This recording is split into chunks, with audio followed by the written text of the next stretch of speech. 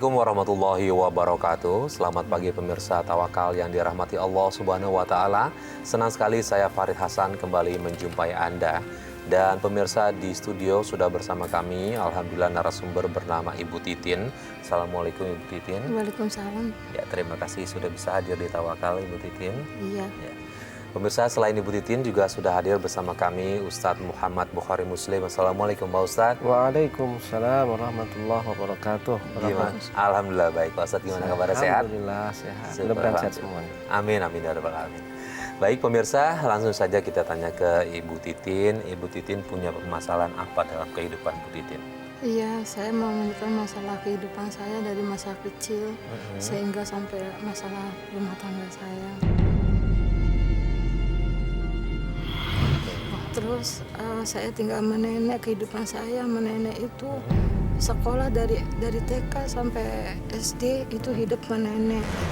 Terus saya untuk belajar tidak bisa ngadepin karena tidak ada yang bimbing. Kita ikut nandur, matun. Saya dibawa ke nenek bekerja ke sawah nyari kayu.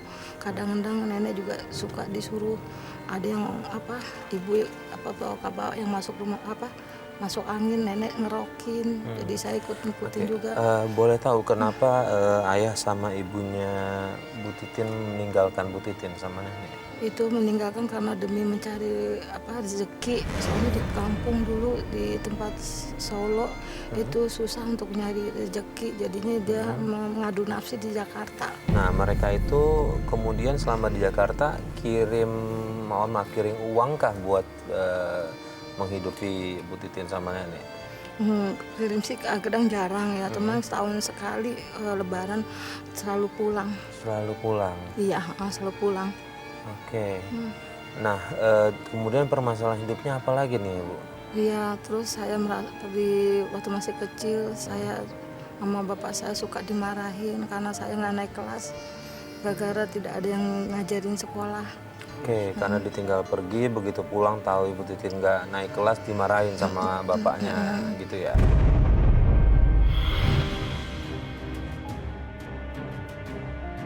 Aten! Mana anak nih? Diam aja. Sini. Dipanggil sama aja kamu. Ada apa aku teriak-teriak gitu? Malah nanya lagi. Kamu kenapa bisa naik kelas gitu, ha? Maafin Atin ya.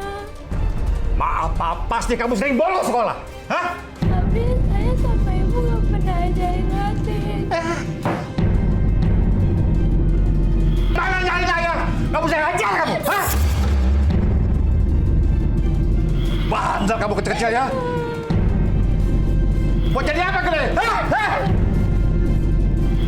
Ayah, ampunin Atin ya. Anak gak tahu diurus kamu. Nah, Pak Ustadz, ini kalau untuk seorang ayah, oke lah dia mungkin memberikan nafkah tapi dari jauh, tapi sementara dia tidak mendapatkan pendidikan yang dia inginkan nih dari ayahnya semasa kecil, sampai bahkan nggak naik kelas pun ayahnya tiba-tiba langsung marah aja nih Pak Ustadz sama Ya. anaknya nih.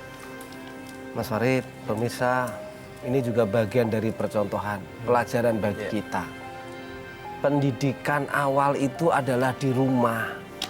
Siapa yang menciptakan anak itu jadi orang Islam baik atau jadi apapun, orang tua. Kewajiban orang tua bukan hanya bikin, tapi juga mendidik. Ini perintahnya, fa'abawahu au yuhawwidanihi au yunassirani au yumajjisanihi.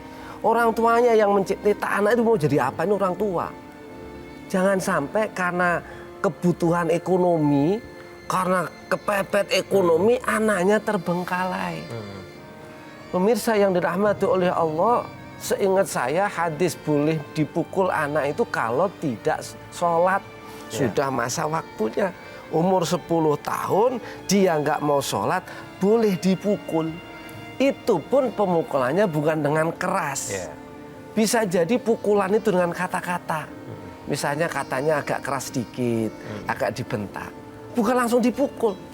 Itu kalau nggak, nah ini persoalannya nggak naik kelas ya Bu. Iya. Misalnya tadi susah, lu kok dipukul? Kapan orang tua datang mengajarin anak, tahu-tahu datang mukul? Tanggung jawabnya berat pemirsa. Jangan merasa orang tua mentang-mentang susah nyari rezeki, kemudian anaknya nggak bisa langsung dipukul. Berat. Lalu kemudian Pak Ustadz, apa yang cara yang terbaik untuk seorang orang tua nih, bagi orang tua jika memang jauh dari anaknya, tapi mendapati anaknya adalah mungkin menurut orang tuanya nakal. Cara yang terbaik untuk menegur anak itu seperti apa nih Pak Ustadz? Betul. Nakal itu, tadi saya bilang, anak itu adalah potretnya orang tua. Ketika tidak mendapatkan pendidikan, anaknya nakal, tidak pantas untuk diberi hukuman. Ya Bu Titin ya? Iya. Pemirsa juga, kalau anak-anak nakal, anak itu sifatnya ya begitu. Perlu dikasih contoh. Lah kalau nanti anak sudah begitu, kemudian dikasih contoh nakal, lihat anaknya nanti bisa jadi lebih nakal. Itu Mas Farid. Nggak boleh kita tuh mukul anak, nggak boleh. Iya, sekali. Bu Titin, setelah ayah Bu Titin tahu kalau Bu Titin nggak naik kelas, Ibu Titin masih tinggal sama nenek atau dibawa sama ayah? Setelah itu, setahun, habis itu ayah pulang 2 minggunya saya langsung dibawa ke Jakarta. Karena merasa ayah kecewa, saya nggak naik kelas. Itu pada usia 10 tahun. 10 tahun. Iya Kak. Nah, terus kemudian apa yang terjadi selama di Jakarta? 10 tahun itu saya ngalamin sekolah kelas 1. Saya dipoyak-poyakin teman saya, dibilang bongsor, babon gede, katanya baru sekolah. Padahal saya ngalamin di kampung saya, itu saya tidak naik kelas. Jadi saya ngulang kembali sekolah kelas 1. Oke, 10 jadi tahun, usia di 10 Jakarta tahun. harusnya 10 tahun itu kurang lebih kelas 3 atau 4 ya. Tapi ke Jakarta balik lagi ke kelas 1. Nah, di situ dibully sama teman-temannya. Dikata-katain sama teman-temannya ya. Iya. Nah, ini Pak Ustadz, Masya Allah. gimana Ya. Pak Ustadz? Ini pemirsa pelajaran untuk kita semua nih. Ajarin anak-anak kita jangan sering membuli orang. Nggak boleh. Kita mengolok-olok orang itu sebuah kalimat yang tidak pantas dan berdosa. Persoalan Ibu Titin ini beliau nggak naik, dipindah ke sini memang mulai dari 0, 10 tahun kelas 1. Lah ini juga banyak faktor. Orang tuanya seharusnya tahu posisi. Sudah begini mungkin dicarikan sekolah yang tidak membuat semakin down. Ini pelajaran kita nih. Ya memang wajar lah umur 10 tahun masih kelas 1. Teman-temannya sudah pada seharusnya kelas 4. Ini masih kelas 1. Bongsor, semakin stres. Tidak menambah baik. Bahkan kita cari sekolah-sekolah yang lain. Toh kalau orang tua tidak mampu, konsultasilah. Tanyakan kepada tetangga, kepada orang, gimana ya anak saya. Kan bisa juga misalnya sekolah dididik sendiri. Kalau nggak mampu sibuk, terus diawasin, ditanya, gimana sekolahnya nak? Seorang anak itu butuh bimbingan loh, bukan hanya diserahkan. Ini orang tua sekarang itu rata-rata kalau sudah dititipkan di sekolah, sepertinya udah selesai. Betul. Salah ini, nggak bisa. Sekolah itu hanya dohirnya dia ngajarin ilmu, akhlaknya, moralnya, contohnya dari mana orang tua. Nah, ini contoh. Ibu Titin ternyata dibully. Pemirsa yang dirahmati oleh Allah, pendidikan itu bukan hanya ilmu pengetahuan, tetapi adalah akhlak, adalah moral. Sehingga dalam lagu Indonesia Raya itu udah bangunlah jiwanya, bangunlah badannya. Knowledge, pendidikan itu otak, gitu loh. Jiwanya kapan? Ya orang tua. Contoh. Padahal negara kita tuh pengennya akhlak, moral dulu. Jiwanya dulu dibangun. Jiwanya tidak minder, tidak penakut, pemberani. Kan gitu. Tidak down, tidak diolok-olok. Itu karena apa, Mas? Sekolah-sekolah sekarang itu sering anak-anak itu membuli karena nggak ada contoh. Kadang-kadang gurunya ikut-ikutan. Nah, untuk bilang minta ini nggak boleh nih. Ini udah contoh Bu Titin ini.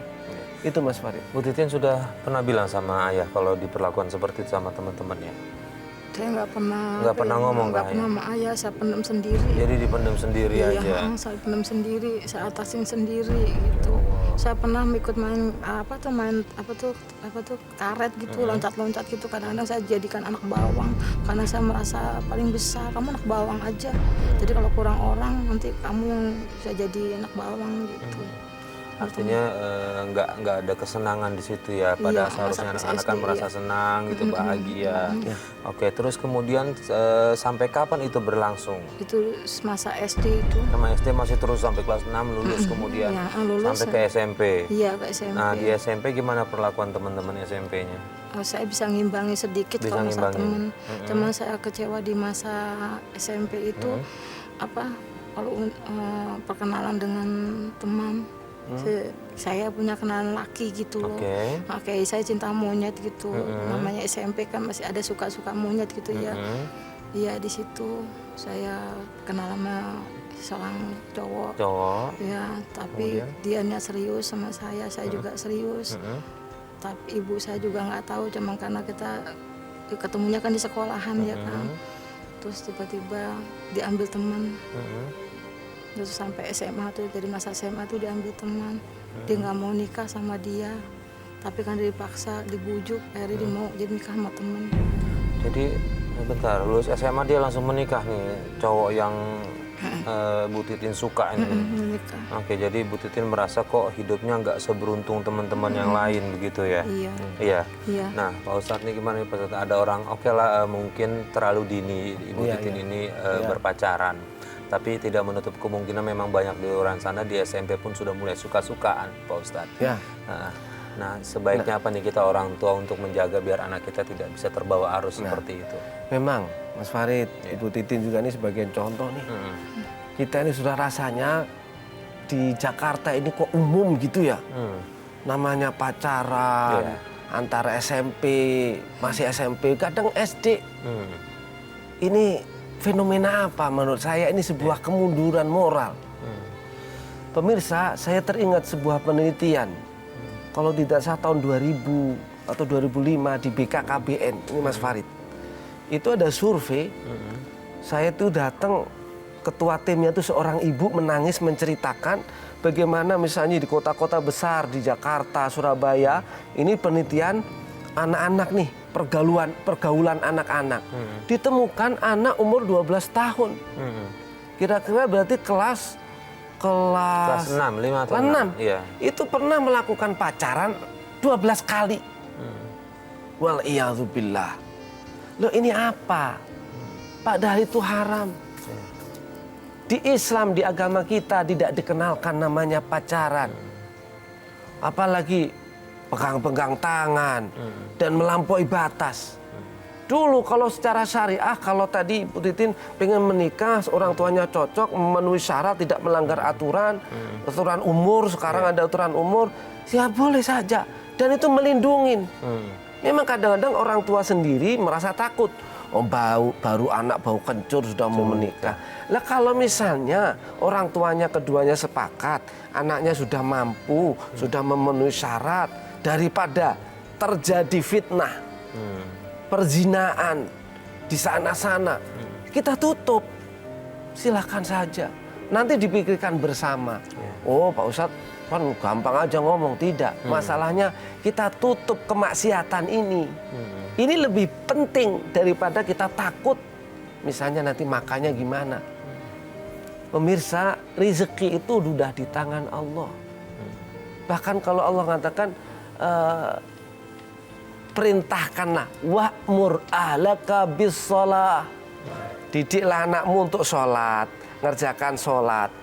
Nanti nahnu narzukukum, kami yang nanggung rezekinya. Jadi nggak usah takut, asal anak-anak kita didik untuk bersolat, yang rajin, patuh kepada orang tua, nanti rezekinya diatur. Jangan karena takut rezeki, kemudian kita larang sehingga terjadi perzinaan di mana-mana. Anak SMP, SD sudah pacaran di mana-mana. Ini gara-gara Facebook atau apapun udah kenal. Dulu mesti di kecilan kita nggak ada Facebook. Mungkin nggak Pak Ustadz, karena ada rasa tidak ada kasih sayang dari orang tua nih Pak Ustadz, jadi dia mencoba mencari dari orang lain. Betul, tidak hanya kasih sayang Mas Farid, tidak ada perhatian. Ini kasih sayangnya nggak ada, perhatiannya orang tua nggak ada, nggak pernah ditanya gimana nak, gimana. Sesusah apapun kita, rezeki kita sulit sesusah apapun, anak itu adalah harta. Kalau harta kita jaga, sebagaimana kita menjaga harta-harta yang lain, kita punya motor kita jaga. Anak itu loh melampaui segalanya. Itu Mas Farid.